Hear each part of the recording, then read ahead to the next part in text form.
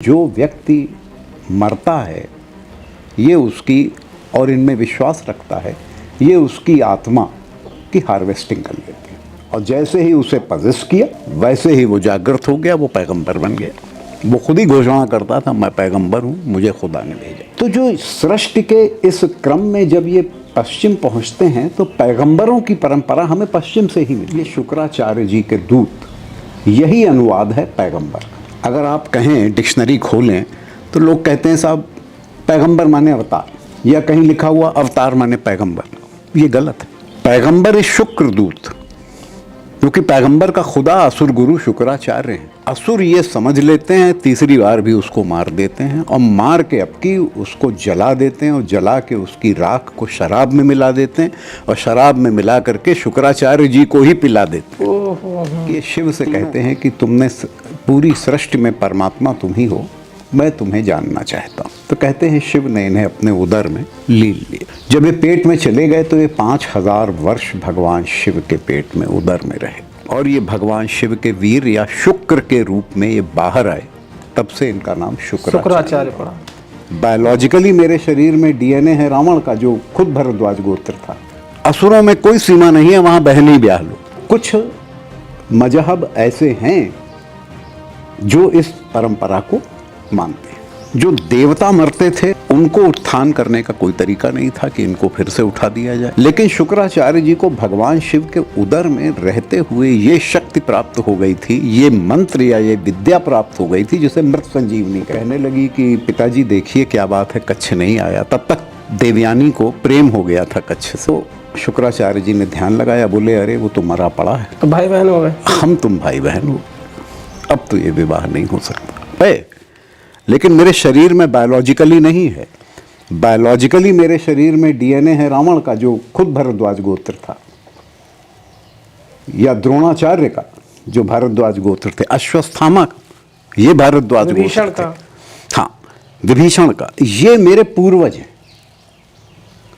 तो हमारे यहाँ पूर्वजों में 7 पीढ़ी में अवॉइड किया जाता है कि विवाह ना हो, और समगोत्र में नहीं होता है, समगोत्री नहीं होता है। और माता के पक्ष पे भी गोत्र है तो नहीं होगा, नहीं होता है। बिल्कुल सही बात है कि अगर हमारी माँ भारद्वाज हैं, कात्यायन थी और मैं भारद्वाज हूँ और मैं अपने बेटे का विवाह कर रहा हूँ तो मैं कात्यायन में नहीं कर सकता क्योंकि मात्र कुल है।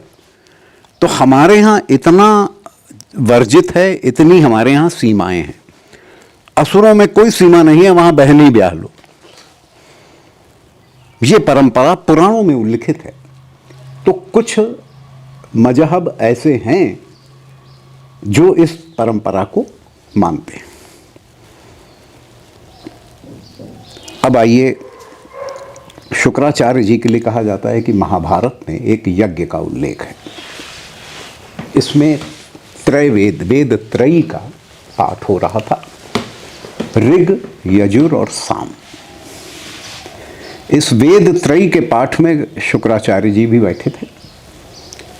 हमारे यहाँ अथर्व वेद की मान्यता नहीं है, यद्यपि वेदव्यास ने 4 वेदों का संपादन किया है, लेकिन वेदव्यास इनके रचयिता नहीं है। वेदव्यास ने इसे संपादित किया है। वो जो ज्ञान इस भारत खंड, भारत भूमि में था, उस ज्ञान का संपादन 4 वेदों में हुआ।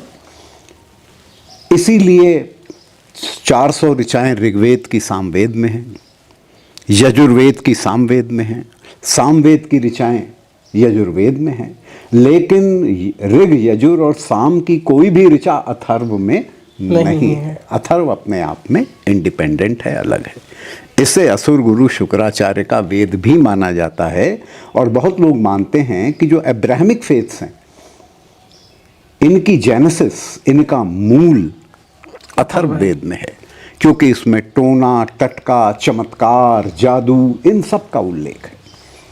और किन शक्तियों से ये संपादित किए जाते हैं, किस प्रकार इनका ऑपरेटिंग मैकेनिज्म है, ये सब चीज़ें उनमें बताई गई। तो कहते हैं कि जब महाभारत के समय वो यज्ञ चल रहा था, इस यज्ञ का उल्लेख है वन पर्व में, सारे ऋषि बैठे थे और आहुतियाँ डाली जा रही थी। उसी समय शुक्राचार्य जी भी वहीं बैठे हुए थे। तो हमारे यहाँ पे है कि आप उच्चारण करके तब सब आहुति डालेंगे, क्योंकि श्रवण परंपरा है, सब सुने। ये बड़बड़ा करके आहुति डाल रहे थे, तो लोगों ने इन्हें पकड़ा कि ये हो क्या रहा है। तो मालूम पड़ा ये अथर्व वेद के मंत्र पढ़ के आहुति डाल रहे थे। तो इनको तुरंत ब्लैक लिस्ट किया गया और उस यज्ञ से ही नहीं निकाला गया, बल्कि कहते हैं इन्हें भारत भूमि से ही निकाल दिया गया। अब ये पश्चिम चले गए।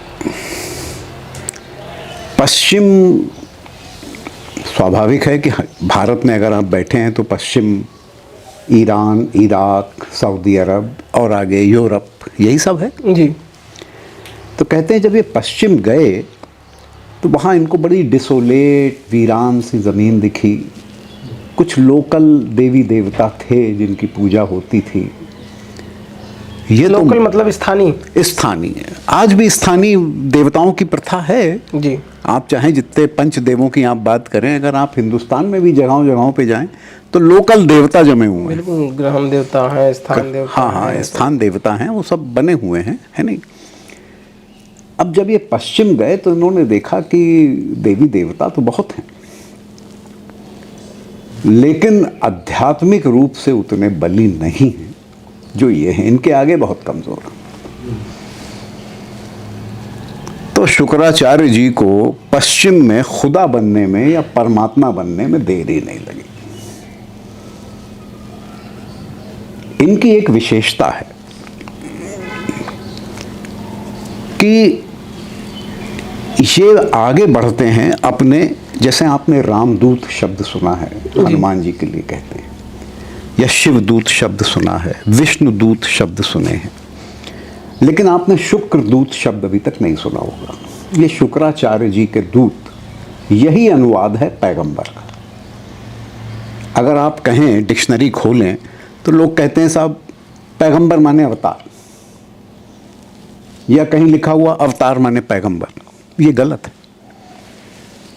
पैगंबर इस शुक्रदूत, क्योंकि पैगंबर का खुदा असुर गुरु शुक्राचार्य हैं और वो पैगंबर उनका भेजा हुआ दूत है। अवतार पंचदेवों में ही होता है। श्री राम श्री हरि के अवतार हैं, महाविष्णु भी उन्हें कहते हैं, मार्तंड भगवान शिव के अवतार हैं,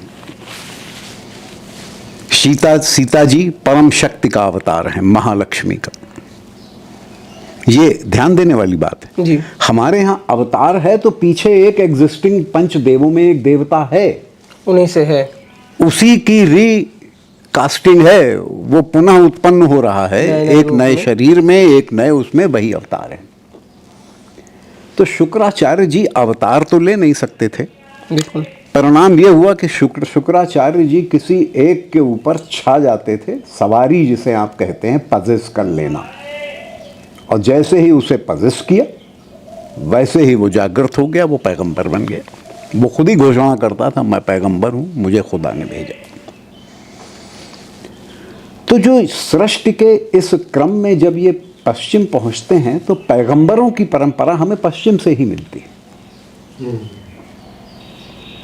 अगर हम देखें तो शायद 2000 ईसा पूर्व में पहली बार हमें हजरत अब्राहम की परंपरा मिलती है कि हजरत अब्राहम पैगंबर हैं।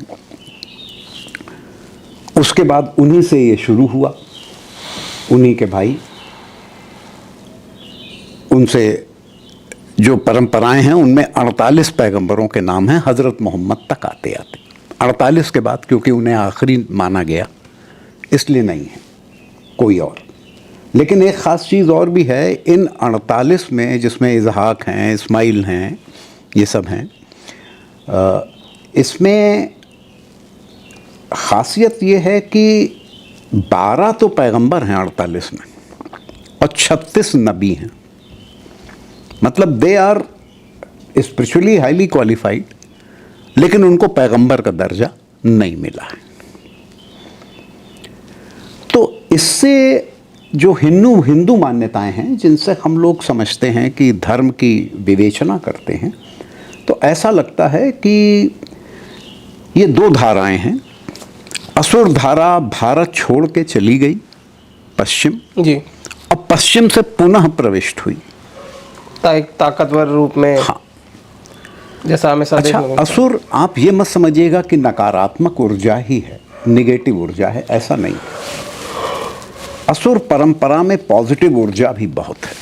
कारण ये है कि एक तो शुक्राचार्य खुद ही आध्यात्मिक रूप से हाईली क्वालिफाइड है। श्री कृष्ण की सिद्धियों निधियों का तो कोई मुकाबला नहीं है, वो तो बहुत हैं और आप जानते ही नहीं, 18 डिफाइन की गई हैं श्रीमद् भागवत महापुराण में उनकी सिद्धियां। लेकिन श्री कृष्ण ने स्वयं कहा है कि मेरी सिद्धियों का कोई भी विवेचना नहीं कर सकता। इसलिए हम इस बात को मान के चलते हैं कि सिद्धियां श्री कृष्ण की बहुत हैं, क्योंकि वो परमात्मा है। लेकिन शुक्राचार्य जी भी हल्के नहीं हैं। इनके पास भी 6 सिद्धियां हैं और 4 निधियां हैं। ये दे सकते हैं, कुछ दे सकते हैं। लेकिन शुक्राचार्य जी की एक विशेषता है, क्योंकि ये पुनर्जन्म में विश्वास नहीं करते हैं और ये संसार के ऊपर, पूरी सृष्टि के ऊपर काबिज होना चाहते हैं। पुनर्जन्म में विश्वास न करने का कारण क्या ये भी है कि चूंकि वो पुनर्जन्म की अवस्था में जाना ही नहीं देते, पहले जीवित कर लेते हैं? हाँ, शायद यही कारण होगा, क्योंकि उनके पास मृत संजीवनी है। हाँ, वही मैं कहने जा रहा था कि पुनर्जन्म तो तब होगा जब कोई मृत होगा, उसके बाद उसकी आत्मा का जन्म होगा। जब इनके पास पहले ही वो विद्या है तो वो पुनर्जन्म तो रिजरेक्शन नहीं कर देते।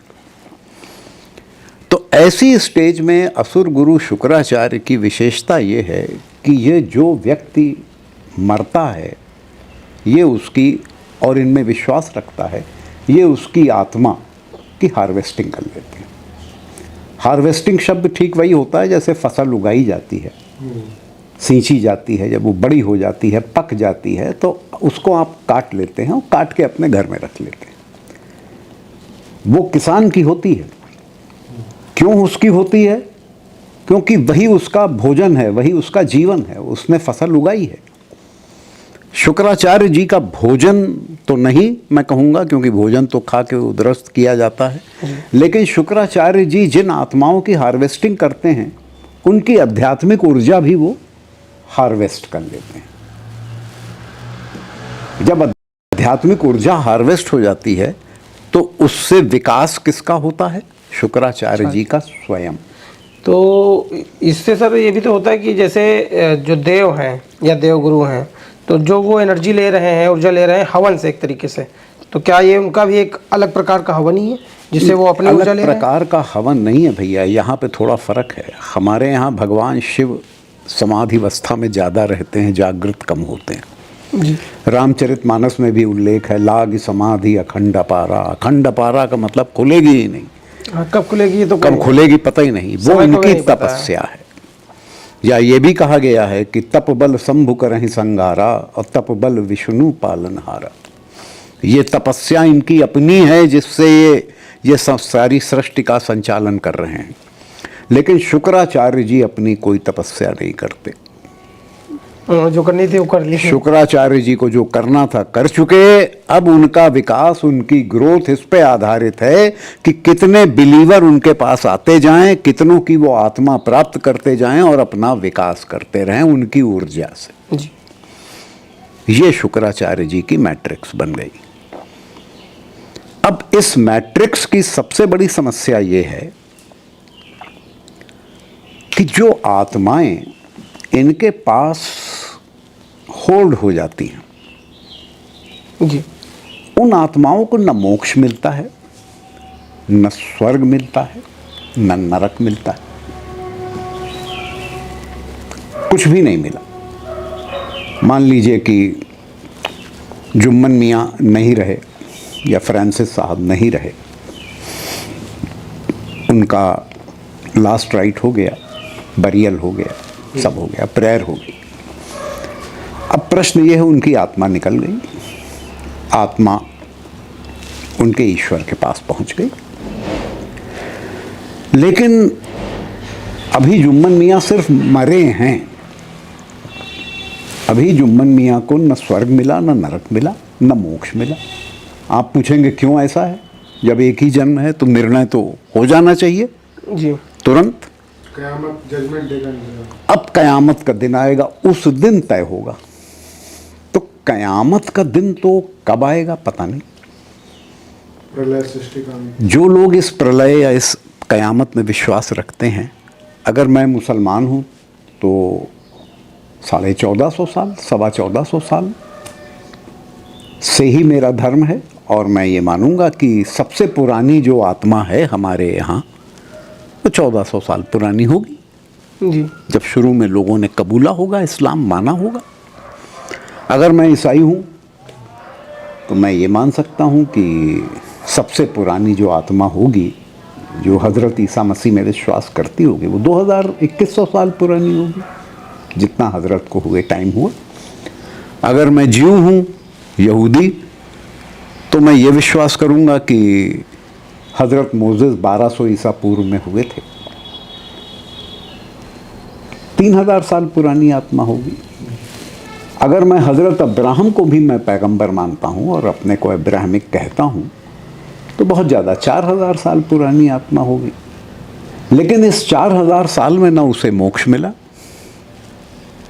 ना उसे स्वर्ग, ना नरक, क्योंकि अभी तो 4000 साल पुरानी है, हो सकता है 40,000 साल पुरानी हो जाए, हो सकता है ये 4 लाख साल पुरानी हो जाए, प्रलय आए ही ना। कोई ज़रूरी है प्रलय आए? फिर सनातन धर्म में पूर्ण प्रलय का विधान ही नहीं है। हमारे यहाँ पूर्ण प्रलय आती नहीं है, इनके यहाँ पूर्ण प्रलय जरूरी है, तभी तो निर्णय होगा। जी हमारे यहाँ युग बदलते हैं, सतयुग, त्रेता, द्वापर, कलयुग। इसमें आंशिक प्रलय होती रहती है। सृष्टि का एक हिस्सा सरवाइव करता है, इसीलिए जब द्वापर जा रहा है और कलयुग आ रहा है, जी तो कलयुग स्वयं कहता है, श्री कृष्ण जब ब्रह्मा कहते हैं तुम गए क्यों नहीं, तुम्हारा समय आरंभ हो चुका, तो बोले मैं जा नहीं सकता क्योंकि नारायण पृथ्वी पे अभी भी विद्यमान। तो बोले तुम्हें देर हो रही है, बोले देर हो रही, जब नारायण पृथ्वी छोड़ेंगे तब जाऊंगा। वरना हम जाते ही हमारा संहार हो जाएगा। नहीं, मैं अपने गुण धर्म फलीभूति नहीं कर पाऊंगा अगर नारायण के समय पहुंच गया। तो मेरे गुण धर्म तब फलीभूत होंगे जब नारायण इस सृष्टि में शरीर अपना त्याग देंगे। ठीक वही समय है जब श्री कृष्ण के पैर में तीर लगता है, बहेलिया मारता है, जी और वो बहेलिए से कहते हैं कि ठीक है, मैं आखिरी उसमें आ चुका हूँ, मैं शरीर त्यागने जा रहा था, तुम निमित्त बन गए, लेकिन अब भाग के जाओ और यादवों से कहो कि वो द्वारिका खाली कर दें, क्योंकि मैंने समुद्र से उधार मांगी है। जैसे ही मैं शरीर त्यागूंगा, समुद्र बढ़ेगा, द्वारिका को लील लेगा, द्वारिका समाप्त हो जाएगी। तो बहेलिया भागता है द्वारिका को बताने के लिए यादवों को। वहां उनमें भी लड़ाई शुरू हो चुकी है, ग्रह कला, ग्रह युद्ध आरंभ हो चुका है। तो कहने का तात्पर्य यह है कि हमारे यहाँ जब युग बदलता है तो आंशिक प्रलय आती, पूर्ण प्रलय नहीं होती।